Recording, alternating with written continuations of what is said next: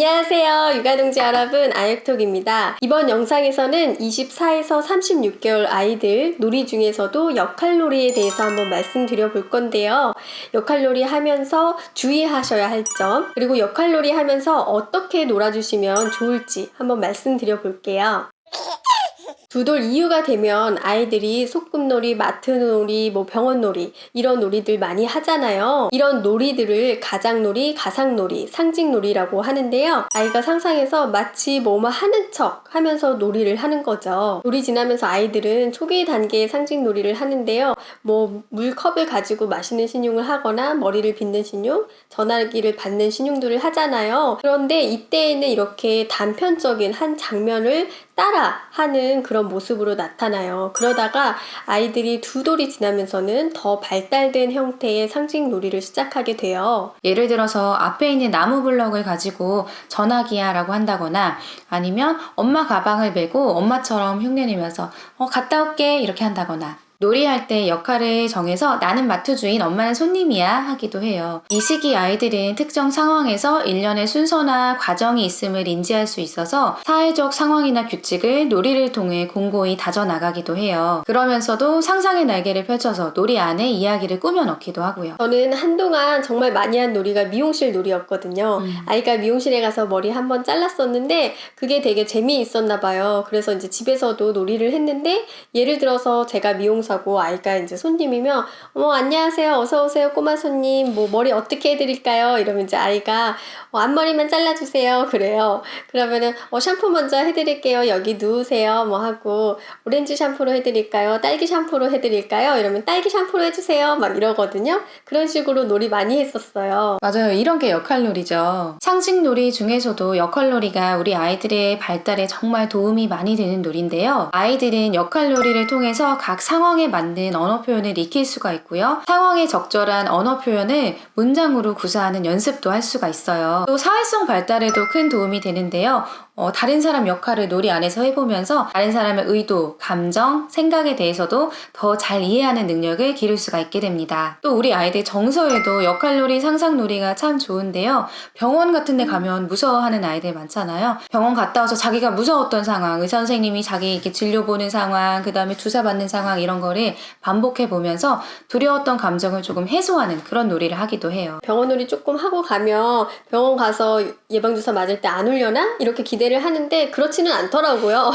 울 건 다 울기는 하는데, 그런데 이제 병원 갔다 와서 병원놀이를 다시 하면서 좀 그 병원에서 긴장하거나 무서웠던 그런 감정들을 정돈하는 그런 모습들이 있더라고요. 저희 조카는 이 시기에 세차장에 가서 세차하는 걸 보고 좀 많이 놀랬었나 봐요. 그래서 무서워하고 울었던 일이 있었는데, 그 뒤로 집에 와서 세차장 놀이를 많이 하더라고요. 장난감 자동차 가지고 가면서 그 이제 세차장 가면은 무슨 터널 같이 거기를 통과하잖아요. 거기 터널을 이제 통과하면은 호스로 물 뿌려지는 그런 거 막 이러면서 이렇게 하고, 막 거품 보글보글 나오고 이렇게 하고, 다 세차하고 나서 이제 수건으로 마른 수건으로 물기 닦아주고, 그러니까 이런 일련의 과정들을 아이가 놀이를 막 하더니 어느 순간에는 세차장 전혀 이제 무서워하지 않고 익숙하게 딱 그 감정을 극복을 하더라고요.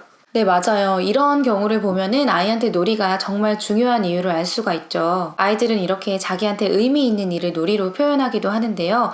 엄마한테 혼났다거나 아니면 병원에 가서 무서웠다거나 이런 것들을 놀이로 표현하면서 감정과 갈등을 자연스럽게 표현하고 감정의 정화를 경험하게 돼요. 왜 어른들도 어떤 거 하면 카타르시스를 경험한다 이렇게 이야기를 하잖아요. 부정적인 감정을 놀이를 통해서 발산하고 극복해내는 이런 과정에서 놀이가 아이한테 치유의 역할을 하는구나 라는 걸 알 수가 있어요.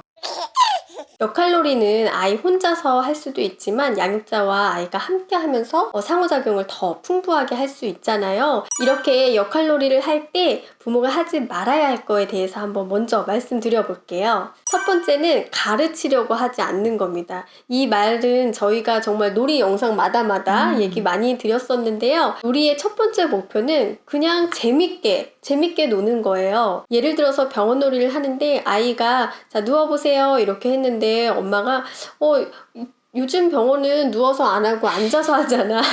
이렇게 하지 않는다는 거죠. 그리고 뭐 소꿉놀이를 할 때에도 이거 야채 뭐지? 이름이 이거는 시금치잖아. 이거는 가지. 이런 식으로 가르치려고 하지 않는다는 겁니다. 두 번째는 엄마가 놀이를 주도하지 않는 것입니다. 이것도 예전 놀이법 영상에도 말씀드렸는데요. 예를 들어서 마트놀이를 한다고 했을 때 보자 이제 우리 마트놀이 해야 되니까 여기는 쭉 물건 있어야겠네. 그 다음에 누가 마트 주인 할 거야? 네가 할 거야? 내가 할까? 뭐 이런 식으로 놀이를 이끌어 나가는 거죠, 엄마가. 아니면 소꿉놀이를 하는데 아이가 뭐 이렇게 요리를 하고 있어요. 그럼 그래 이거 이제 요리했으니까 여기다가 차리면 되겠네. 이렇게 하는 거죠. 그럼 어떻게 하면 아이와 역할놀이를 잘 할 수 있을까요? 가장 쉬운 방법은 아이의 놀이를 그대로 따라가는 겁니다. 아이가 이끄는 방향으로 가시면 되는데 잘 모르겠으면 그때는 아이한테 물어보면 되거든요. 엄마 어떤 역할을 하면 좋을까? 근데 이거는 어떻게 하면 될까? 뭐 이런 식으로 물어보면 아이들이 어떨 때는 또 신나서 엄마 이렇게 말해. 이럴 때는 이렇게 말해. 이거 해줘. 뭐 이렇게 대사까지 맞아요. 만들어서 또 주기도 하거든요. 그런데 또 주의할 점은 이렇게 아이한테 질문해서 아이가 하라는 대로 하면 된다고 해서 너무 또 하나하나 일일이 꼬치꼬치 물어보면 이럴 때는 또 아이들이 놀이에 방해가 돼서 귀찮아할 수도 있고 그러거든요. 그러니까 뭐든지 적당히 해주시면 될 것 같아요. 그리고 아이의 놀이를 언어화 해주시는 거예요. 예를 들어서 보라색 포도 집었구나. 그걸 접시에 올렸네. 이렇게 아이의 행동을 말씀하신다거나 아니면 바나나를 집으면서 아이가 냠냠 먹는 신용을 한다. 그럼 노랗고 달콤한 바나나네. 냠냠냠 향긋하고 달콤해 맛있다. 이렇게 이야기를 해주시는 거예요. 근데 아이가 포도를 이렇게 자르는데 잘 안 잘려가지고 하면서 이렇게 짜증을 냈어요. 그러면 거기에 대해서도 이게 잘 안 잘려서 속상했구나.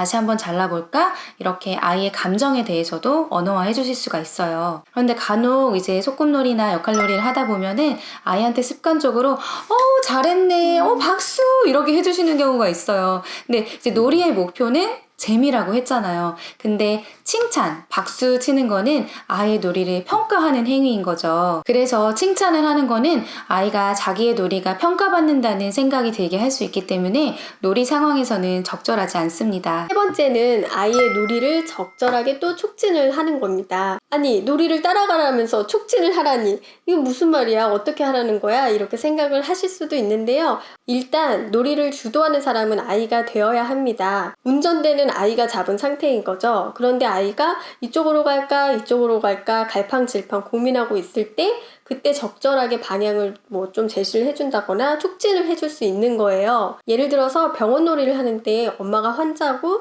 아이가 이제 진료를 보는데 그냥 청진기로 진찰만 하고 가만히 있을 때가 있어요. 그러면 엄마가 눈치껏 선생님 근데 제가 지금 머리도 아픈데 열이 나지 않을까요? 뭐라고 얘기를 한다거나 선생님 저 약을 좀 더 먹어야 되나요? 뭐 이런 식으로 촉진을 해주는 거죠. 또 소꿉놀이를 하는데 아이가 요리를 만들어서 엄마 먹어 하고 주는 거예요. 그러면 엄마가 고마워 잘 먹을게. 치킨이 너무 고소하고 바삭바삭 맛있다 이렇게 이야기하면서 근데 이거 정말 맛있는데 우리 다른 친구한테도 같이 좀 먹여줄까? 이렇게 이야기를 하면 아이가 또 좋아하는 인형들 있잖아요. 인형들 다 이렇게 데리고 와서 한 입씩 먹여주기도 하고 그러거든요. 이렇게 놀이가 확장이 되는 거죠. 네, 이번 영상에서는 2돌에서 3돌까지 역할놀이 하는 방법에 대해서 알아봤는데요. 이 시기 아이들은 언어와 인지가 많이 발달하면서 역할놀이도 정말 다양해지고 놀이 안에서 재미있는 반응들도 정말 많이 나와요. 아이의 발달에 많은 도움이 되는 역할놀이 우리 육아동지님들도 함께 재미있게 해보셨으면 좋겠어요. 네, 그러면 저희는 다음 영상에서 또 찾아뵙겠습니다. 육아동지 여러분 다음에 또 만나요.